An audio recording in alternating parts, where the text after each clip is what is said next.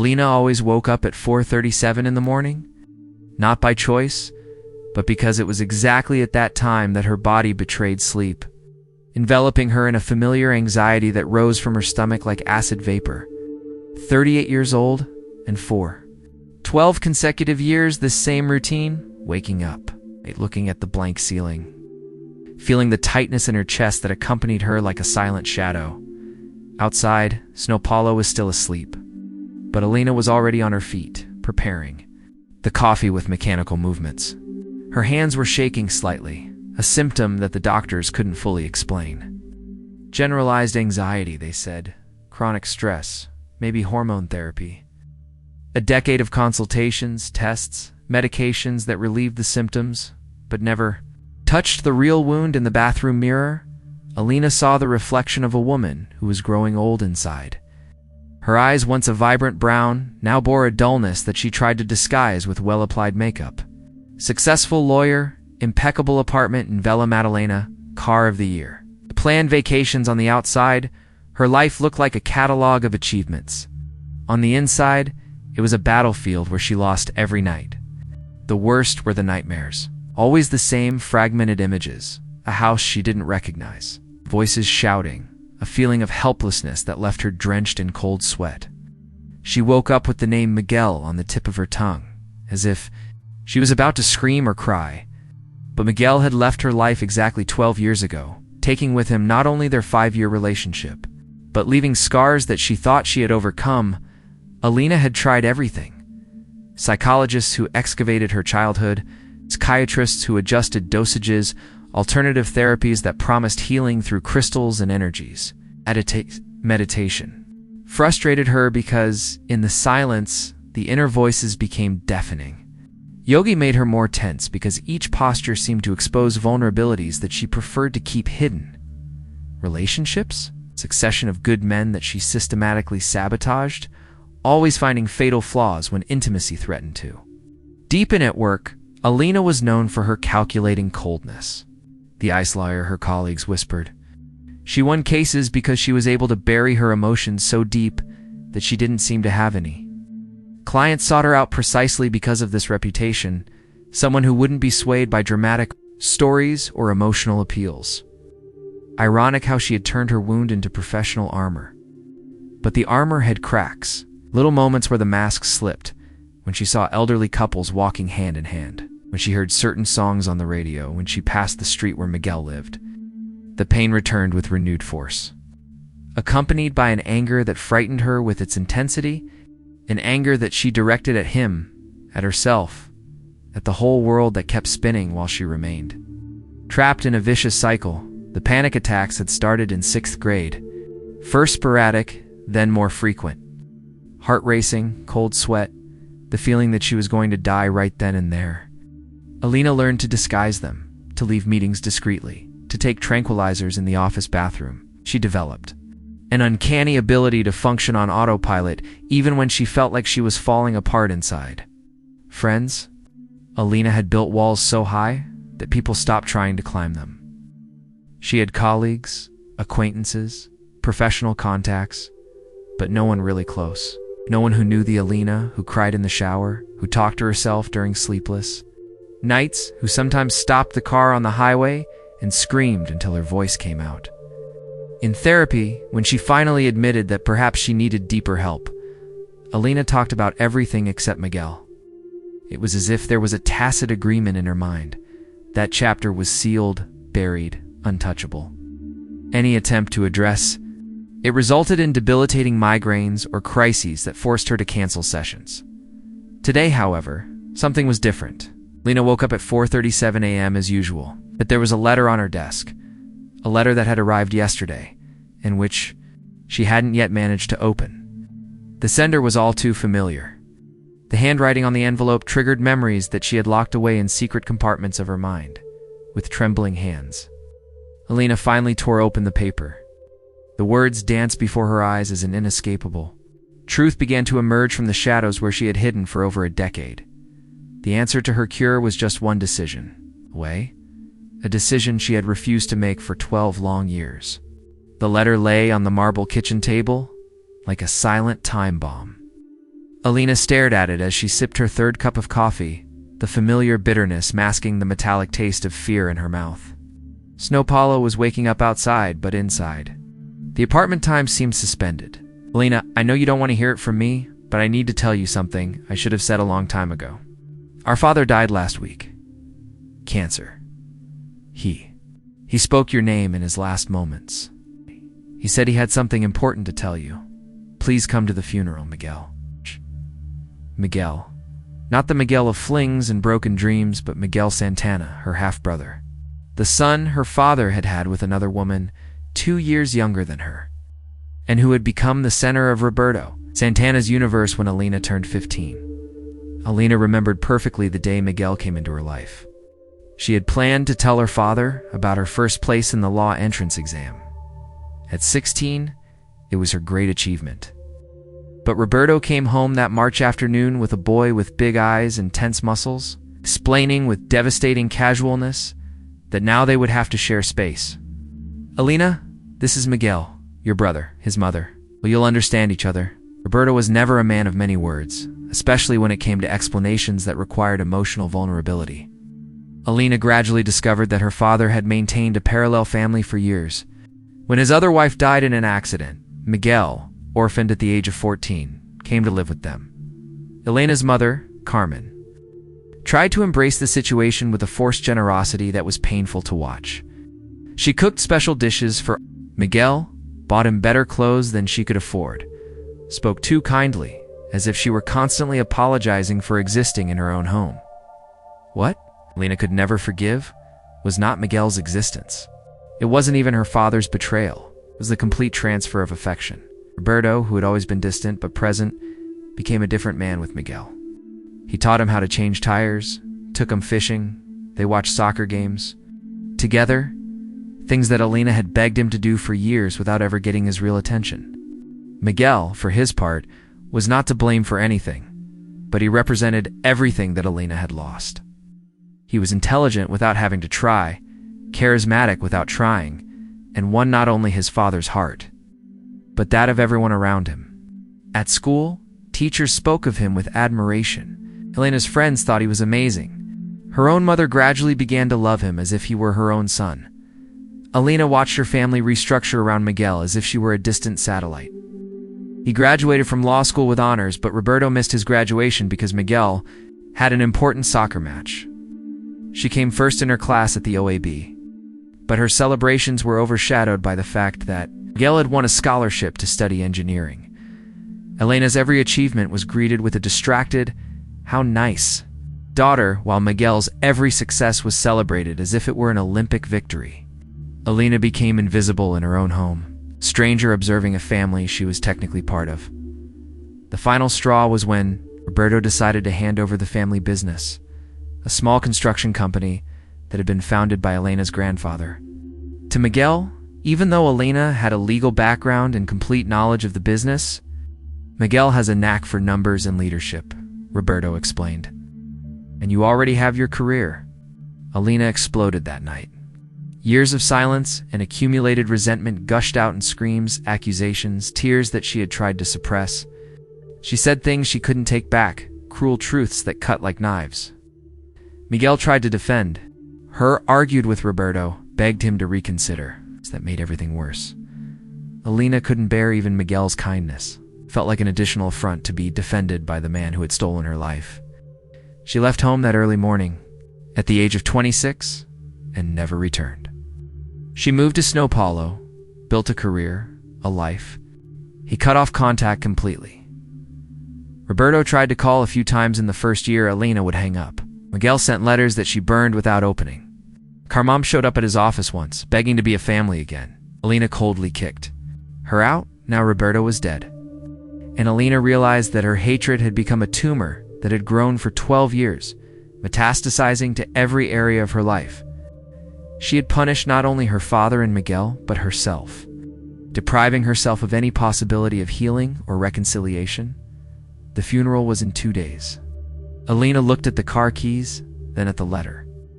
A decision awaited her, the same decision she had avoided for more than a decade. Elena didn't go to work that day, the first time in 5 years. She called her secretary with a migraine and locked herself in her apartment with Miguel's letter and a bottle of wine, which she opened before noon. The hours dragged on like torture. Elena walked around the living room, picked up the phone to call Miguel, and then hung up before dialing. She rehearsed imaginary conversations where he begged for forgiveness, where she demonstrated her moral superiority, where she could finally express 12 years of accumulated anger. But every fantasy ended in the same place, a black hole of pain that she didn't know how to fill. Around 4 in the afternoon, seized by an impulse she couldn't control, Elena drove to her family's old house in Osasco. The neighborhood had deteriorated, but the 2-story house was still there. With the same faded green fence and the garden that her mother had tended so lovingly, Elena parked across the street and watched. Ow. An unknown woman was watering plants on the balcony. Tenants, she assumed. Life had gone on without her, as if she had never existed. That's when he saw Miguel getting out of a car. 12 years had transformed the 16-year-old boy into a man of 28. Taller, broader-shouldered, but with the same big eyes she remembered. He was carrying boxes, apparently organizing things for the funeral. Elena's heart raced uncontrollably. A storm of contradictory emotions hit her. Anger at the ease with which he seemed to deal with his father's death. Envy that he had maintained the family bond she had rejected, and an unexpected twinge of longing. Nostalgia. Miguel stopped in the middle of the sidewalk and looked directly at her car. Even from a distance, Elena knew that he had recognized her. For a moment, they stared at each other through the glass and the lost years. Miguel took a step towards her, but Elena accelerated and fled. She arrived home in tears. An emotional crisis she hadn't felt for years. All the walls she had built were cracking simultaneously. Elena locked herself in the bathroom and screamed at the walls until her voice faded in the early hours of the morning. Unable to sleep, Elena did something she hadn't done for years. She went to her bedroom closet and pulled out a shoebox hidden behind old things.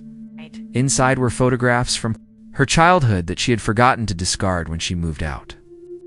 There were photos of her and her father when she was little, Roberto teaching her to ride a bike.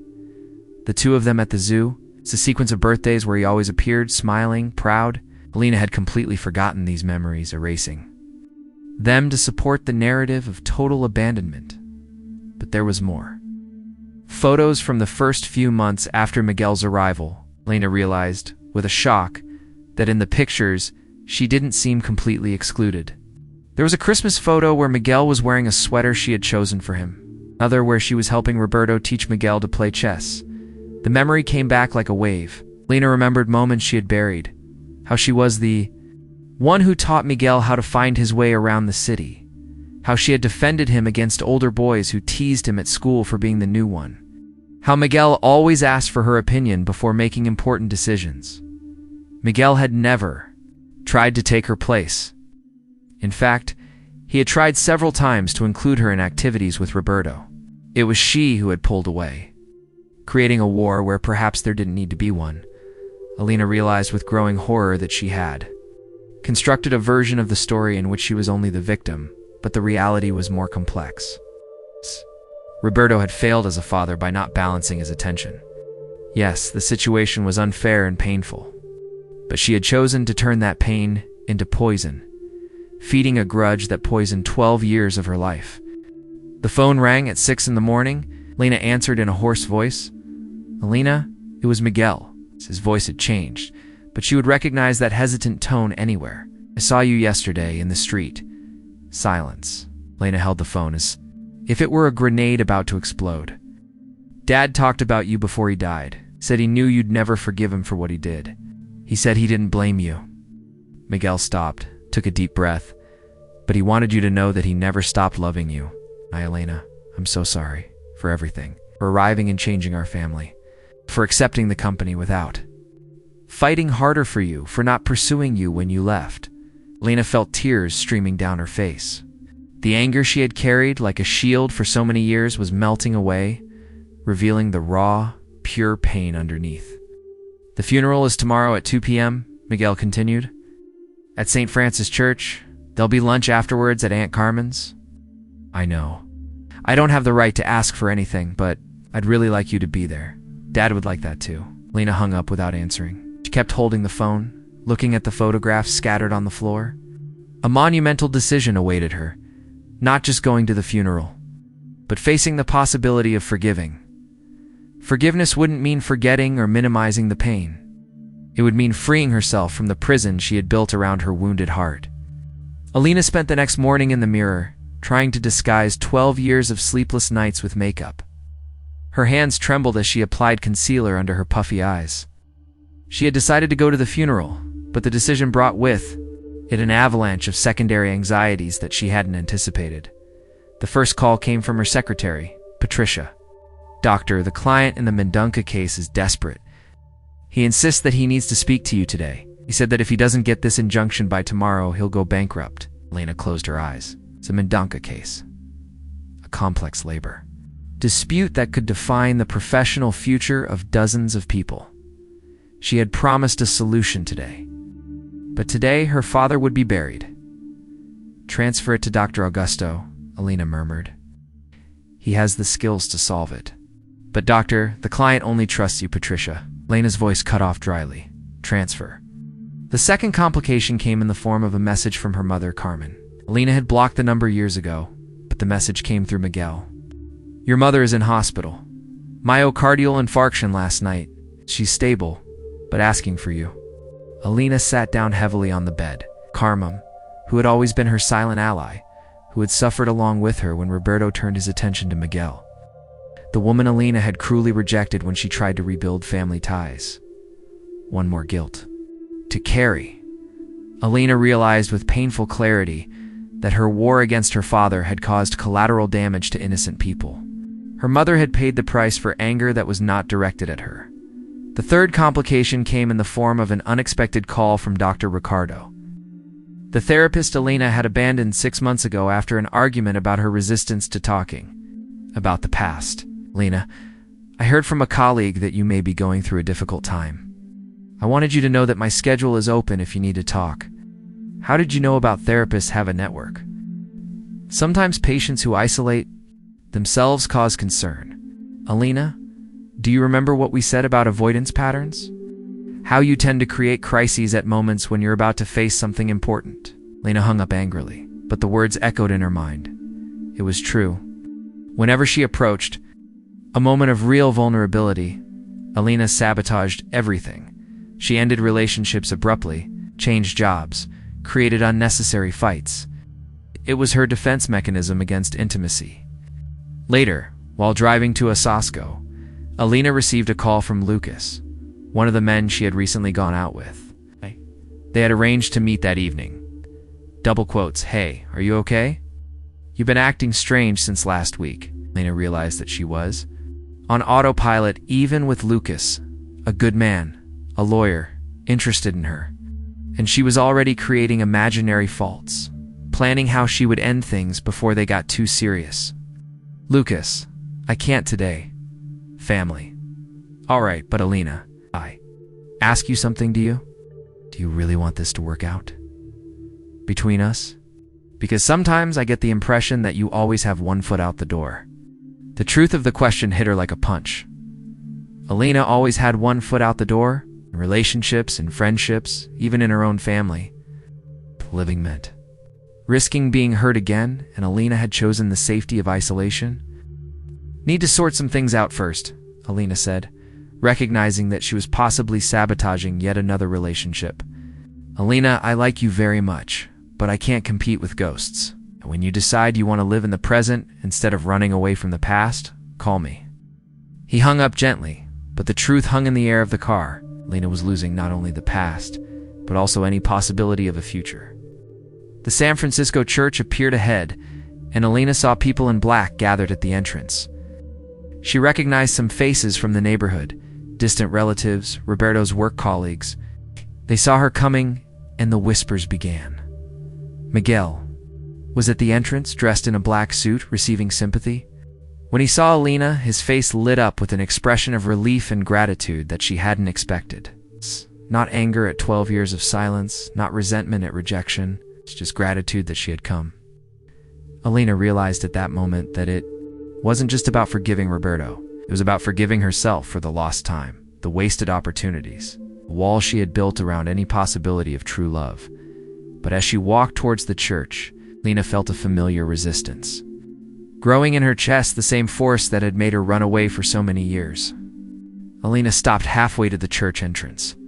Her feet simply refused to take another step. The resistance in her chest turned into real panic, sweaty palms, short breaths, the world spinning slightly around her. "I can't," she whispered to herself. Turning around towards the car, "Elena." Miguel's voice reached her, soft but firm. She turned and saw him a few meters away, having left his post at the church entrance to follow her. "You've come," he said, and there were tears in his eyes. "For 12 years I've dreamed of this moment." "I was just," Elena gestured vaguely towards the parking lot, unable to formulate a convincing excuse.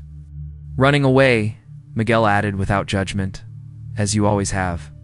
The raw truth in his words hit Elena like a slap. She felt the familiar anger rising, the anger that always protected her when someone got too close to the truth. "You have no right to judge me. You don't know what I've been through all these years." "You're right," Miguel agreed, surprising her. "I don't. Because you've never given me the chance to know, or to explain." He moved closer, ignoring the curious looks from the mourners watching the scene from a distance. "Elena, can I tell you something I've never had the courage to say?" Didn't answer, but she didn't run away either. "I was 14 when I arrived here. I was terrified. I had lost my mother. I didn't know my father very well, and suddenly I was living with a family that didn't even know I existed." Miguel took a deep breath. "You were my hero. The eldest daughter. Smart, who knew how everything worked. I desperately wanted you to like me." Elena felt something moving in her chest, a crack in her emotional armor. Dad was complicated," Miguel continued. "I know he gave me the attention he should have given you. But Elena, I would have traded everything, all the fishing, all the games, all the attention, for a hug from you. For you to accept me as a real brother." "You don't understand," Elena began, but her voice was shaky. "Came and changed everything. Dad was trying to make up for it." Miguel's voice broke a little. He knew he'd screwed everything up. With you, with me, with Carmen. But he didn't know how to fix it. "Elena, he mentioned you constantly. Kept newspaper clippings about your affairs. He knew about your professional achievements. He was proud, but he didn't have the courage to call you." Elena felt tears starting to form, but fought them back. "He chose you for the firm. And I hated that decision," Miguel interrupted. "I fought with him for months. The company should be yours by right. You studied harder, you worked harder, you deserved more. But you'd already left, and I sort of accepted it because it was the only way to keep something of our family alive." Lena stumbled slightly. Miguel instinctively reached out to support her, and when their fingers touched, something fundamental broke inside her. "Miguel," she began, and then the words she had been holding back for 12 years simply gushed out. "I'm sorry for leaving. For cutting off contact? For wasting so much time being angry?" "Elena, no, let me finish." She was crying now, tears she had suppressed for more than a decade. "I turned you into the villains of my story because it was easier than admitting that I was also to blame. That I could have fought for the family instead of running away. I could have tried to understand instead of judging." Miguel wrapped her in a hesitant embrace that became desperate when Elena didn't pull back. 12 years of resentment began to dissolve in the arms of the brother she had rejected. "Our family," Elena sobbed against Miguel's shoulder. "I miss belonging somewhere." "You've always belonged," Miguel whispered in her ear. "It just got lost along the way." When they parted, Elena saw that they had become the center of attention for the other mourners. But for the first time in years, she didn't care what they thought. "Dad really is dead," Elena said, reality finally penetrating her consciousness.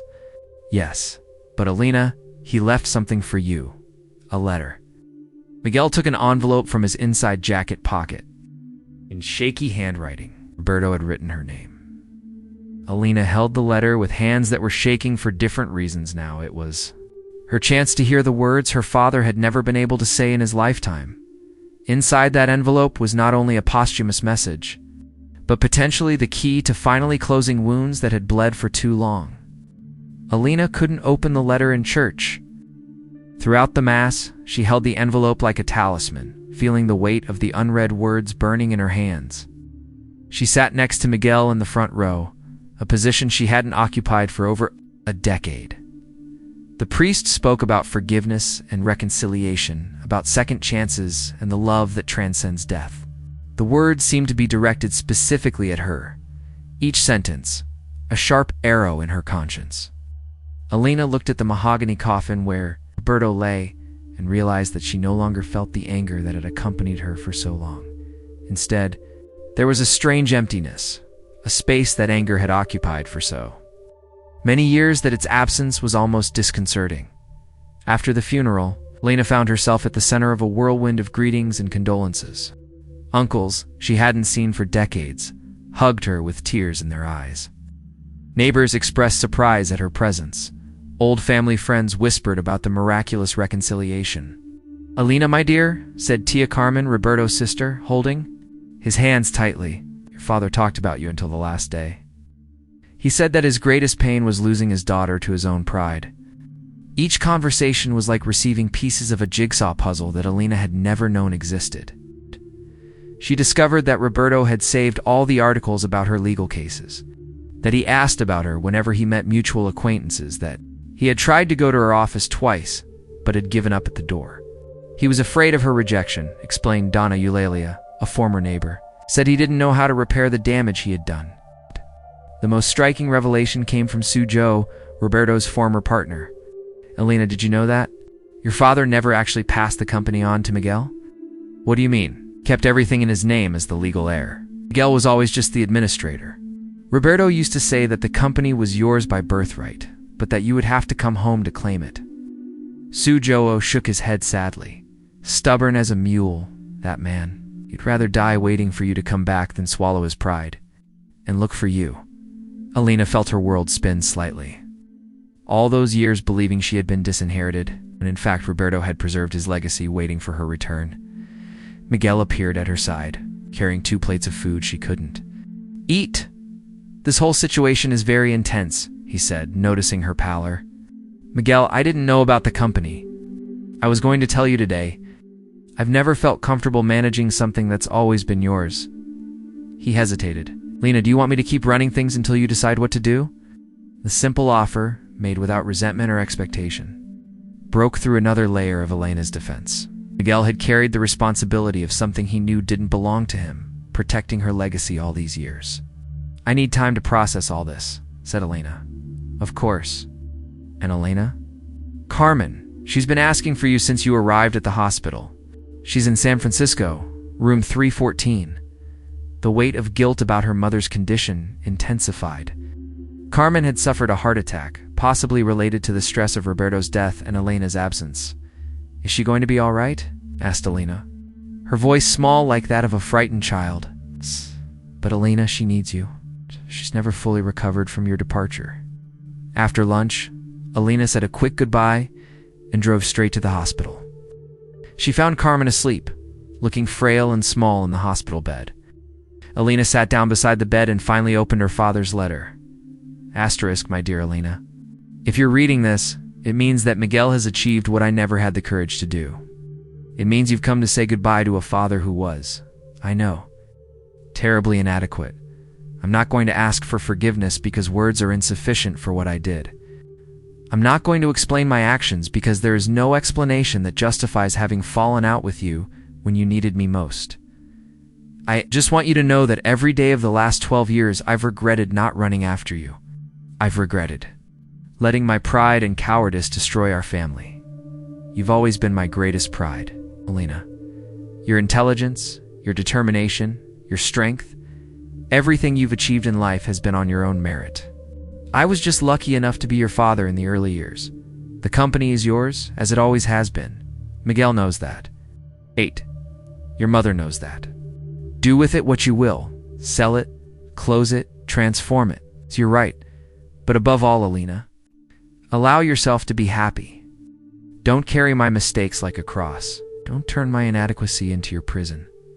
You deserve love, family, joy. You deserve everything I was unable to give you. With all my love and regret, Papa asterisk Elena cried until she had no tears left, holding her mother's sleeping hand. When Carmen finally woke up and saw her daughter at her bedside, her eyes filled with tears of relief. "My daughter," Carmen whispered, "you've come home." Elena spent the next 3 days in hospital, taking turns between whispered conversations with Carmen and long walks down the corridors, processing 12 years of resentment that had dissolved like salt in water. Carmen, despite her physical frailty, showed an emotional strength that Elena had forgotten her mother possessed. For the first few hours, they just kissed and cried. 12 years of longing poured out in silent tears. Then came the words, careful at first, then more and more fluid. "Lena, I always knew you'd come back when you were ready," Carmen said. On the second night, stroking her daughter's hair as she did when she was little, a mother feels these things. "Mom, I'm sorry I abandoned you. You didn't deserve to pay for what I felt for Dad." Carmen shook her head gently. "You didn't abandon anyone, darling. You were protecting your heart in the only way you knew how." "I understand. I always have." It was Carmen who suggested that Elena call Lucas. "That boy who called you yesterday sounded really worried." Elena had ignored several calls from Lucas, still operating in self-sabotage mode. But now, seeing her mother in the hospital bed, she realized how much time she had wasted running away from real connections. She called Lucas from a reserved area. In the hospital, he picked up on the first ring. "Lena, are you okay?" "I was worried when Lucas, can I see you?" "I have things to explain." They met in the hospital cafe. Elena told him everything about her father. Miguel, the 12 years of isolation, her inability to maintain relationships. She expected him to run away, to find everything too complex. Instead, Lucas held her hand. "Elena, we all have ghosts. The difference is that you're facing yours. That doesn't drive me away, it brings me closer." It was a moment of revelation. Elena realized that she had spent years creating impossible tests for the people in her life. Engineering rejections to confirm her belief that it was safer to be alone. Miguel showed up at the hospital the next afternoon with a folder of company documents and an unexpected proposal. "Elena, I've been thinking, what if we went into partnership? You have the legal background the company needs. I understand the operational side. It wouldn't be an imposition, it would be a choice." Elena looked at the papers, but more importantly, she looked at her brother. He now saw not the usurper he had created in his mind, but a good man who had shouldered responsibilities that were not his own. "Miguel, have you thought about going to engineering school like you've always wanted to?" "Elena, the company can wait for you to graduate. We can hire a professional administrator while you study. And I can come back gradually, organize the legal part, modernize some processes." For the first time in 12 years, Elena was planning a future that included family. The most profound transformation took place on the third night. Elena was alone in her room with Carmen, who was sleeping peacefully after a day of significant improvement. Looking at her mother, Elena realized that the constant weight on her chest, that anxiety that had accompanied her for over a decade, had simply disappeared. It wasn't a dramatic moment. There were no heavenly lights or mystical revelations. Elena simply took a deep breath and realized that she could do it without pain, without the familiar tightness that turned every breath into an effort. For the first time in 12 years, Elena slept for 8 hours without nightmares. She woke up to Carmen watching her with a smile she had forgotten existed. "You look different," said Carmen. "I feel different," Elena laughed, and the sound of her own laughter surprised her. She had forgotten what it was like to laugh without forcing it. Dr. Ricardo called that afternoon. Elena answered, which was progress in itself. "Lena, how are you?" "I know you've undergone some significant changes. Dr. Ricardo, I'd like to go back to therapy, but this time, I'm ready to talk about everything. About forgiveness, about family, about building healthy relationships." "I'm glad to hear that. You know, Elena, forgiveness isn't something we do for others. It's something we do for ourselves." Elena then realized that she had spent 12 years punishing herself as much as she had punished Roberto and Miguel. Had deprived herself of love, family, and real intimacy. The forgiveness she needed to offer was not only to others, but above all, to herself. That evening, Elena called Patricia, her secretary. "Patricia, I want you to cancel my schedule for next week. I have some personal things to sort out. And Patricia, next time I try to sabotage my personal life because of work, remind me of this. Conversation. Elena was learning that healthy choices were like muscles. They needed to be exercised constantly in order to become stronger. As she walked through the hospital parking lot, Elena realized that, for the first time in over a decade, she felt truly hopeful about the future. A week after Carmen's release from hospital, Elena found herself in front of a different mirror, no longer trying to hide signs of bad nights, but preparing for something she had never imagined doing, organizing a family dinner in her apartment. Idea had come naturally during a conversation with Miguel about the company. "You know what?" she said, surprising herself with her own words. "I miss having a family, for real."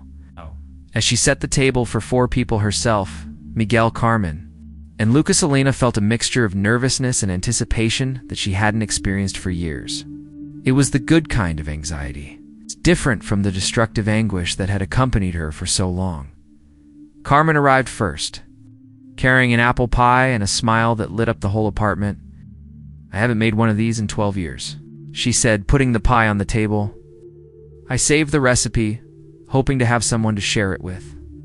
Miguel appeared with a glass of wine and an adorable shyness. "I'm not sure how good I am at this family dinner thing," he admitted. I've forgotten what it's like. None of us know," Elena replied, and it was comforting to admit that. "We'll learn together." Lucas was the last to arrive, bringing Carmen flowers and a natural affection that made Elena realize how much she had underestimated people's ability to accept her complexity. During the week, she had told him every detail of her family history, hoping he would back down. Instead, he had said, "I want to meet the people who formed you, Elena. All of them." Dinner began awkwardly. 12 years of separation don't dissolve into fluid conversation immediately. There were awkward pauses, moments when everyone spoke at once, silences that seemed loaded with everything that hadn't been said. But gradually, something magical happened. Carmen recounted stories from Elena's childhood, that she had forgotten how she insisted on wearing dresses to climb trees, how she looked after injured birds in the yard. Miguel shared memories of the first years. After his arrival, how Elena had defended him from bullies at school, how she had taught him to play cards during storms. "Elena was always protective," said Miguel, looking at her fondly. "Even when she was angry with me, if someone messed with me in the street, she'd come out like a lioness." Elena didn't remember that. She'd erased so many good memories that contradicted her narrative of abandonment.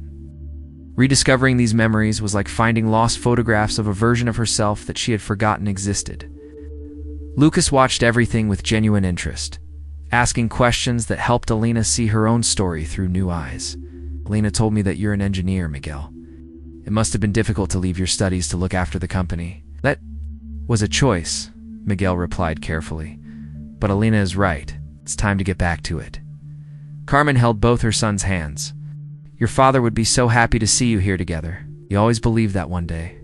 Her voice broke a little, and Elena felt a familiar twinge of pain.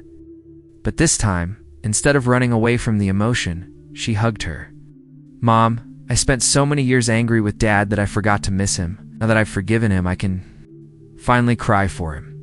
It was Miguel who proposed a toast. It's a dad who wasn't with us, but brought us back to each other. They toasted with tears in their eyes, but they were tears of relief, not pain. After dinner, while they were doing the dishes together, Carmen asked a question Elena hadn't expected. "Darling, have you ever thought about visiting his grave? Alone? I mean, to really say goodbye?" Elena stopped drying the plate she was holding. She hadn't thought about it. The funeral had been about family reconciliation, about forgiving. But she hadn't had a moment of personal closure with Roberto. "Maybe it's important," said Lucas gently. "To close the circle." Miguel agreed. "Elena, I think there are still things you need to say to him, things that only you can say." Elena looked at the 3 people who now formed her reconstituted family. They were right. There was one last step she needed to take on her own.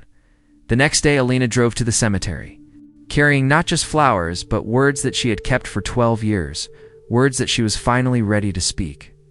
Elena parked the car at the entrance to the cemetery, the engine still purring, as she stared at the iron gates. The Osasco sky was heavy, gray clouds promising rain that had yet to fall, as if the weather itself were holding its breath.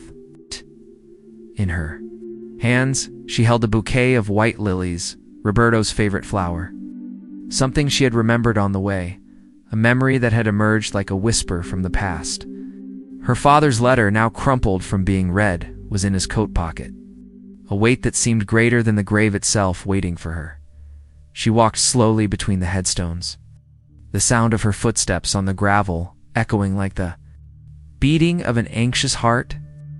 The cemetery was silent, except for the distant song of a bird that Elena couldn't identify. She found Roberto's grave under a crooked tree, the simple headstone with his name and dates. * Roberto Santana, 1962-2025. Below, a phrase she hadn't expected. * he loved more than he could say. The words hit her like an electric current. Unearthing a pain she had thought she had already faced, Elena knelt down, carefully placing the lilies on the still fresh earth. Her hands were shaking, no longer from the chronic anxiety that had haunted her for years, but from something new, a vulnerability she was finally allowing herself to feel. "Hi, Dad," she whispered, her voice hoarse, almost childlike. The silence of the cemetery seemed to hear her, and for the first time in over a decade, Elena didn't feel judged. "I read your letter," he continued, taking the envelope out of his pocket. "You said you wouldn't ask for forgiveness, but I needed to hear it. I needed to know that you felt the weight of what you'd done." She paused, the cold wind ruffling her hair. "But I also needed to tell you that I forgive you, not because you deserve it, but because I do. I deserve to stop carrying this anger that has slowly killed me." The words came out with difficulty, each one torn from a deep place where Elena had kept her pain. She closed her eyes, and the images of the nightmares returned. The unfamiliar house, the screaming voices, the helplessness. But now, for the first time, she saw clearly. It was her family's house. The voices were hers and Roberto's. On that fateful night when she exploded and left, the nightmare wasn't about Miguel or her father's betrayal. It was about the moment she chose bitterness over reconciliation. "I blamed you for everything," she admitted, tears flowing freely now. "But I also made choices. I chose to leave. I chose to turn you into a villain so as not to face my own guilt. And it cost me so much, Dad. It cost me family, love, peace." She laughed, a short, bitter sound. "You were always stubborn. But I inherited that from you. That's why it took me so long." Elena touched the headstone, her fingers tracing Roberto's name. "You said I deserved to be happy. For a long time I thought happiness was something that happened to other people. But now I'm starting to believe that maybe I can build it." She took a deep breath, the cold air filling her lungs without the familiar tightness. "Thank you for keeping the company. Thank you for waiting for me, even when I didn't deserve it." A low rumble of thunder echoed in the distance, and Elena looked up at the sky. Shy drops began to fall, wetting her face and mixing with her tears. She stood up, but before she left, she needed to say one last thing. "I love you, Dad. I've always loved you, even when I couldn't show it. And I miss you." As she walked back to the car, something inside Elena loosened. Not dramatically, but like a rope that after years of being stretched, had finally given way. She felt lighter, as if the weight of forgiveness, which she had feared for so long, was actually a release. In the car, she looked through the rearview mirror and saw her reflection. The brown eyes, now vibrant, seemed to belong to the Elena of before the pain. But as she started the engine, her cell phone vibrated on the passenger seat. A message from Miguel. "Elena, I found something at Dad's house. A safe with your name on it. I think you need to see it." Elena's heart raced, not with anxiety, but with a curiosity she hadn't felt for years. What had Roberto left her that had not yet been revealed? Elena drove back to Osasco with the rain drumming on the windshield, each drop an echo of the lightness she now felt. The visit to Roberto's grave didn't erase the years of pain, but it dissolved the poison that had kept her prisoner. For the first time, she could imagine a future without the weight of guilt or resentment. A future where she could be a daughter, a sister, a partner, without fear of being hurt. She arrived at the family home, now temporarily occupied by Miguel. While he organized Roberto's belongings, he was waiting for her on the porch, holding a small metal box with a simple padlock. "Elena," he said, his eyes shining with a mixture of hesitation and urgency. The safe was hidden in the attic. "Your name is engraved on the lid." Elena touched the box, her fingers tracing the crooked letters of her name. It was light, but carried a gravity that made her hesitate. "Did you open it?" she asked, her voice low. "No, it's yours. Dad found the key in Dad's office along with a note." Miguel handed over a folded piece of paper, Roberto's handwriting unmistakable. "For Elena, my daughter. Open it when you're ready." She put the note in her pocket, deciding that she would open the safe alone, in her apartment where she could process whatever Roberto had left. "Thank you, Miguel," she said, spontaneously hugging him. The gesture, so natural now, was unthinkable weeks ago. On the way back to São Paulo, Elena called Carmen on the speakerphone. "Mom, I'm coming back. I want to see you tomorrow. Maybe we can cook together like we used to." Carmen's laughter, fragile but full of warmth, filled the car. "My daughter, I've brought my pie recipe. Get ready to peel apples." Elena then called Lucas. "I want to see you this week," she said, surprised by the firmness in her voice. "I want this to work out, both of us." Lucas' pause was brief, but she sensed the smile in his reply. "Elena, I'm in. Let's build something real." On arriving at the apartment, Elena placed the safe on the dining table, but didn't open it immediately. She sat down watching it and realized that she didn't need to run. For the first time, she trusted that whatever she found wouldn't destroy her. She was ready to live, not just survive. That night, Elena slept without nightmares, the silence. In her mind, an unexpected gift. At dawn, a familiar scent woke her up. The smell of strong coffee, like the kind Roberto brewed on Sunday mornings. She opened her eyes, confused, and saw the sunlight filtering through the curtains, illuminating the safe. Something inside her told her that today was the day to face Roberto's last secret. Elena opened the safe at dawn, the key turning gently. Inside, a notebook from Roberto, full of letters never sent for her. It overflows with love, regret, and pride. Between the pages, a photo, Elena, a child, laughing on her father's shoulders. Sweet tears fell of gratitude. The nightmares, now distant memories, gave way to family dreams. Carmen, recovered, was planning new dinners. Lucas, her port, was talking about the future. Elena and Miguel were modernizing the company together. Watching São Paulo awaken, Elena felt at home. But a new story, her story, was waiting to be written. Forgiveness frees the heart, as Elena discovered. Who do you need to forgive today? Maybe even yourself. Her journey shows us that facing the past opens up new stories. Subscribe to the channel for more stories that inspire. Like this video. Share it with those who need to hear this message, and let us know in the comments, what is your story of forgiveness? Your voice can touch other hearts. Let's build a community of healing and hope together. Click now and be part of this change. Your story deserves a new chapter too.